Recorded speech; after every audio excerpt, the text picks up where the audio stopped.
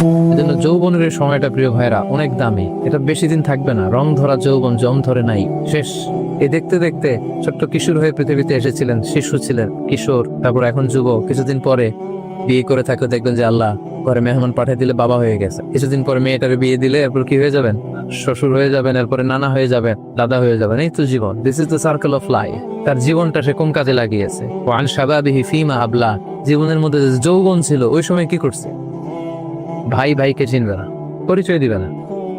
মা ছেলেকে দেখে পরিচয় দিবে না, বন্ধু বন্ধুকে দেখে পরিচয় দিবে না, সবাই ইয়া নফসি। ওই ভয়ঙ্কর দিনে আল্লাহ তাআলা 7 শ্রেণীর লোককে তার আরশের নিচে ছায়া দিবেন। তো আবু হুরায়রা রাদিয়াল্লাহু তাআলা আনহু বর্ণনা করেন যে আল্লাহ রাসূল সাল্লাল্লাহু আলাইহি ওয়াসাল্লাম তিনি বলেছেন, 7 শ্রেণীর ব্যক্তিকে, 7 ধরনের ব্যক্তিকে আল্লাহ তাআলা কিয়ামতের দিন, in the day of judgement, তার আরশের নিচে ছায়া দিবেন। যেদিন আল্লাহর আরশের ছায়া ছাড়া আর কোনো ছায়া থাকবে। এর মধ্যে প্রথম শ্রেণী